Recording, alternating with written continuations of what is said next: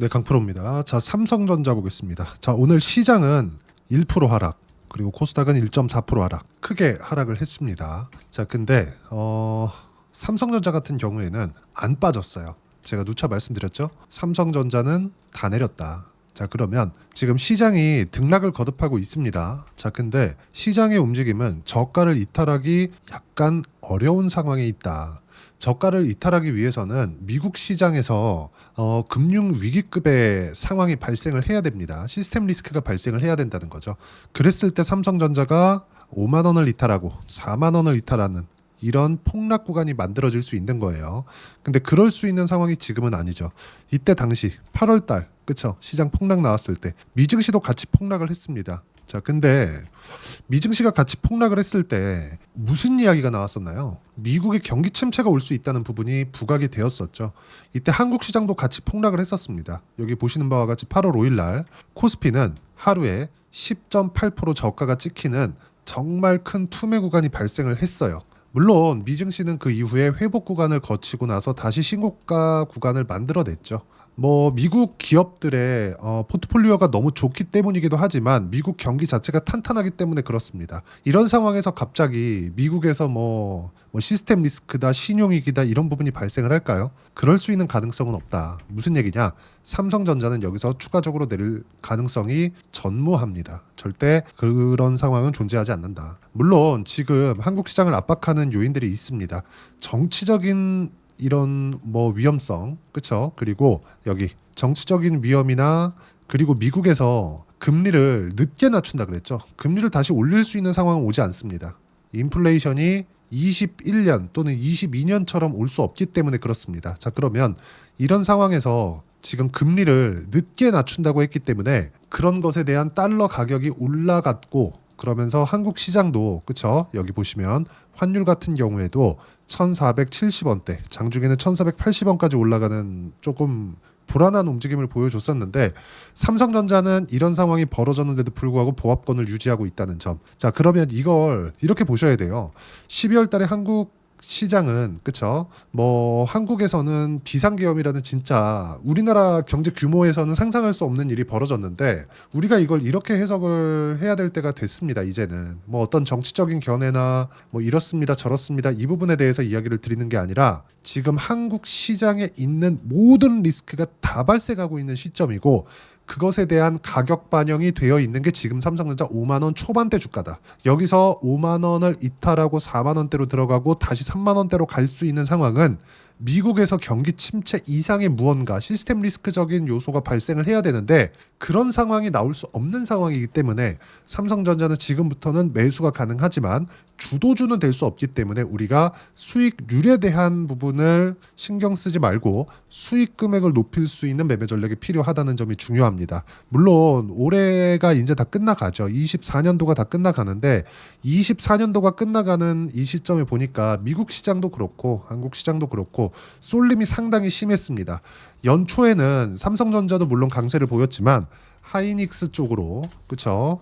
시세가 조금 많이 몰려 있었어요. 근데 이런 부분은 삼성전자가 못해서 그렇습니다. HBM을 지금 같은 경우에는 상황이 달라졌다고는 하지만 한 템포를 놓쳤고, 그리고 세대별로도 HBM 세대별로도 한 템포가 늦춰져 있는 상황이기 때문에 하이닉스를 잡기에는 아직까지는 역부족이고, 이걸 따라 잡으려면 시간이 충분히 필요합니다. 아무리 짧아도 1, 2년 걸릴 거예요. 이때도 못할 수도 있습니다. 자, 그래서 상승할 때 보면 어떤 상황이 발생을 했냐면, 하이닉스가 AI 시대의 붐을 맞아서 대략 한 4배에서 5배 정도 주가가 올라가는 이 시기 동안 1년 반 정도의 시간 동안 삼성전자는 100%의 상승도 만들어내지 못했습니다. 5만 원 초반부터 시작해서 고가를 따지면 9만 원이 채 못 되는 가격이었기 때문에 반면에 하이닉스는 대략 한 7만 원에서 8만 원 정도에서 25만 원까지 상승을 했기 때문에 4배 이상의 상승세가 나왔죠. 실적에 대한 성장폭도 그만큼 충분히 발생을 했습니다. 근데 하이닉스도 그렇고 삼성전자도 그렇고 동일한 시점에서 하락 구간을 만들어 왔습니다. 물론 하락폭은 여기 삼성전자가 더 크죠. 자, 근데 이렇게 하락을 한 이후의 상황은 내용이 조금 달라요. 어떤 종목이 먼저 가겠느냐? 삼성전자일 수도 있고 하이닉스일 수도 있습니다. 그러면 어떤 종목이 더 많이 올라가겠느냐? 그건 하이닉스가 분명합니다. 왜 그러냐면요, 성장에 대한 부분을 부각시킬 수 있는 기업들, 즉 그런 종목군들의 상승폭이 훨씬 더 강하게 진행될 수밖에 없는 게 주식시장의 특성이기 때문에 그렇습니다. 주식은 앞으로 성장을 할 수 있는 기업에 프리미엄을 더 많이 줍니다. 그건 어쩔 수가 없어요. 그래서 엔비디아가 하이닉스보다 더 많이 올라간 겁니다. 엔비디아는 10배 이상 상승이 나왔죠. 그럼에도 불구하고 조정에 대한 폭도 하이닉스보다 적습니다. 자, 근데 이 시점에서 삼성전자를 팔아야 되느냐? 그러면 하이닉스로 이동을 해야 되느냐? 그건 아닙니다. 왜 그러냐면요. 지금은 성장에 대한 부분이 약간 좀 떨어졌기 때문에 그 떨어진 부분에 대한 가격 조정을 이상 받았기 때문에 그렇습니다. 그러면 삼성전자 같은 경우에 지금 어떻게 해야 되느냐? 수익률이 아니라 수익 금액을 높여야 되는 전략을 만들어야 돼요. 자, 저는 항상 주도주 매매를 하는 것을 추천을 드리고 실제 제 매매도 그렇게 진행을 하고 있는데 제가 이렇게 이야기를 드릴게요. 제가 주도주를 하는 이유는 보유 기간을 줄이기 위해서고요. 수익이 빨리 발생하기 위해서입니다.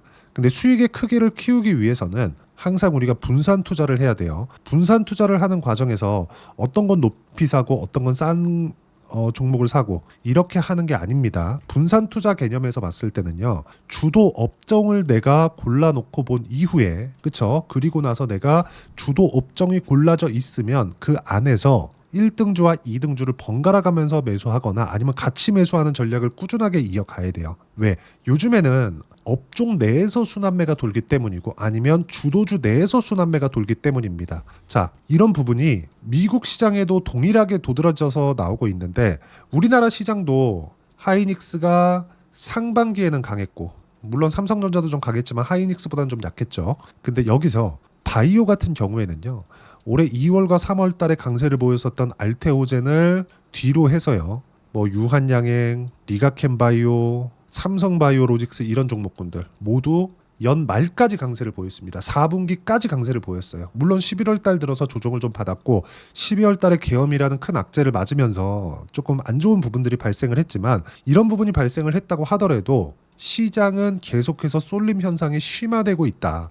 이런 부분에 맞춰서 우리가 매매를 해야 되는 부분은 딱 한 가지입니다. 철저하게 올라가는 상황에 맞춰서 매매를 해야 됩니다. 즉 주도주를 잡기 위해선 신고가 매매를 해야 돼요. 하지만 삼성전자급의 종목이 이렇게 싼 가격대의 거래가 이루어지고 있고 지금 코스피 같은 경우에도 PBR 기준, 그쵸? 장부 가치 기준 0.8배 수준에 있을 때는 시장이 더 이상 추가적으로 하락할 수 없는 가격대에 있습니다. 여기서 다시 말씀드리지만 환율이 뭐 1,600원, 1,700원까지 올라가는 상황이 벌어지고 1,500원은 보고 올 것 같아요. 근데 이미 삼성전자는 환율이 1,500원대까지 올라가더라도 버틸 수 있는 가격대입니다. 왜? 삼성전자가 성장성이 떨어져서 그렇지 아직까지 돈을 못 버는 것은 아니기 때문에 그렇습니다. 그리고 내년에 이제 다시 AI 시대에서 레거시 반도체에 대한 수요가 늘어나는 구간, 그렇죠? 이런 부분이 발생할 수 있는 소지가 지금 속속들이 나오고 있죠. 무엇보다 엔비디아의 대항마로 브로드컴의 시가총액이 빠르게 상승하고 있는데 이런 부분을 반영한다면 HBM에 대한 수요도 늘어날 수밖에 없고 실제 그쵸 브로드컴이 하이닉스 쪽으로 그리고 또 삼성전자 쪽으로 이 두 기업 모두에게 HBM4에 대한 납품을 요청을 했다는 점 긍정적인 내용으로 바라보셔야 되고 삼성전자도 HBM4를 성공을 했죠. 그럼 물론 성장성이 하이닉스만큼 부각이 되려면 상당한 시간이 필요하겠지만 지금부터는 수익 금액을 높일 수 있는 전략이 필요한 때입니다. 그러면 지금부터 어떻게 내가 가격대를 잡고 매매 구간을 잡아야 될지를 꾸준하게 봐야 되고 그걸 타점을 잡고 즉 주도주를 매매하는 기준으로 잡아야 돼요.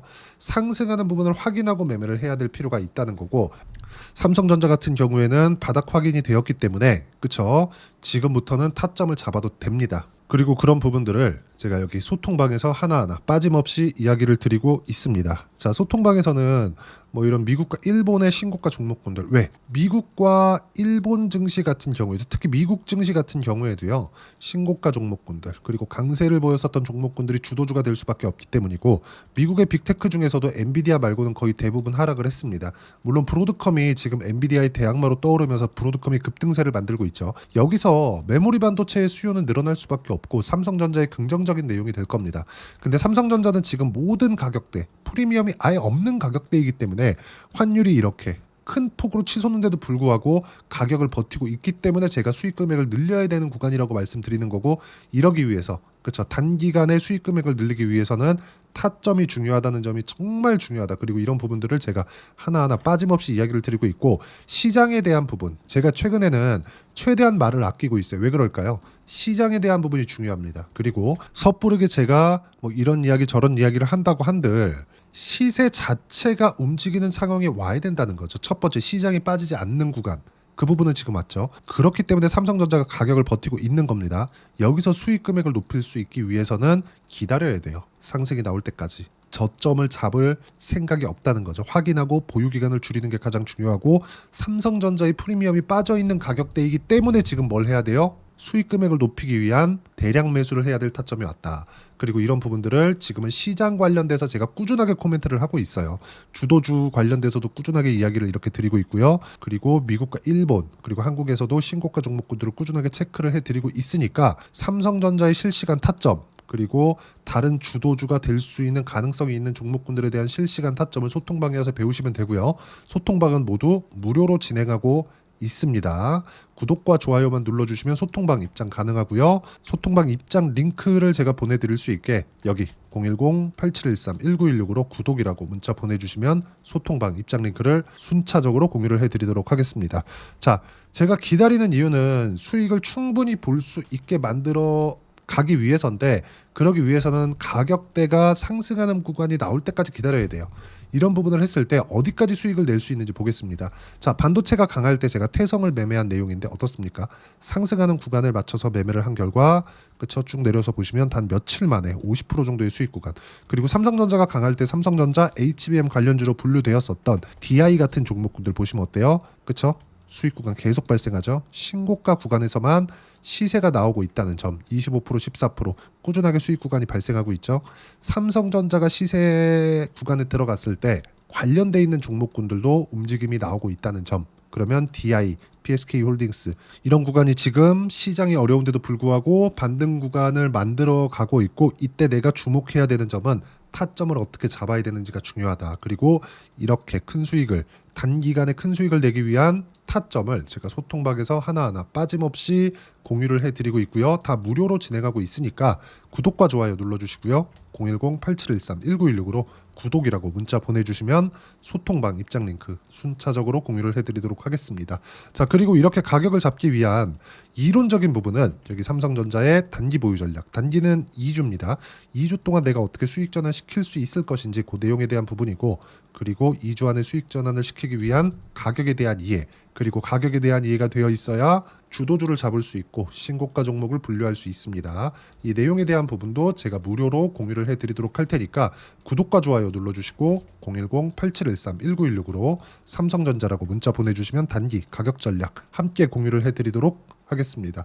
자, 진짜 어려운 시장이 진행되고 있고, 환율 같은 경우에도 지금 1475원 정도 1,500원을 목전에 두고 있습니다. 정치 불확실성은 계속되고 있는데도 불구하고 제가 이렇게 말씀드리는 이유는 시장은 선반영하고 가격 반영이 끝났다. 여기서 환율이 추가적으로 올라간다고 하더라도 삼성전자가 5만 원 이탈해서 그쵸, 뭐 4만 원 이탈하는 상황까지 나오기 어려워요. 수익금을 높여야 됩니다. 그러기 위해서 어떻게 매매를 해야 되는지, 그리고 1월 달이 시장이 좋을 겁니다. 그때 어떤 종목을 공략해야 되는지 제가 딱 한 종목만 준비를 해놨으니까 영상 끝까지 시청하시고요. 모든 분들이 성공 투자하셨으면 참 좋겠습니다. 자, 여전히 시장은 녹록지 못합니다. 이런 상황이 벌어지는 건 어쩔 수 없습니다. 이런 상황에서도 수익이 나는 종목들의 구조는 변하지 않습니다. 즉, 대시세 종목에 대한 구조는 변하지 않는다는 거고, 실제 제가 소통방에서 지속적으로 이야기를 드리고 있는 내용도 대시세 종목이나 시장 주도주를 공략하는 건 철저하게 가격 분석을 하라고 이야기를 드리고, 가격 분석 이후에는 이슈에 대한 파악, 그리고 이슈를 파악하고 나서는 다시 내가 얼마에 매수할지 그 타점에 대한 부분을 지속적으로 언급을 하고 있습니다. 자, 근데 생각해 보세요. 시장이 굉장히 어려웠습니다. 어려운 상황에서의 어떤 종목들이 강했냐 보면 반도체와 그리고 바이오입니다. 자, 실제 여기 보면요. HLB에 제가 실제 매매한 내용을 띄워놓고 보여드리고 있는데 1월 22일부터 매매를 시작해서 4일 동안 31%의 수익 마감이 됐고요. 그리고 여전히 신고가 종목입니다. 자, 그리고 그 다음 어보브 반도체 이름을 보시다시피 반도체 종목이죠. 그리고 AI 반도체는 지속적으로 강세를 보이고 있습니다. 이 종목도 신고가를 먼저 달성한 이후에 제가 21%의 단기간에 21%의 큰 수익을 내고 마감이 됐습니다. 다시 재공략을 준비하고 있고 이런 부분은 소통방에서 다 공유를 해드립니다. 자, 그리고 코세스. 자, 코세스 같은 종목도 당연히 그쵸 신고가 종목이고요. 그리고 반도체 종목입니다. 이 종목도 영업일 기준에서 이틀 동안 대략 한 15%의 수익 마감이 됐습니다.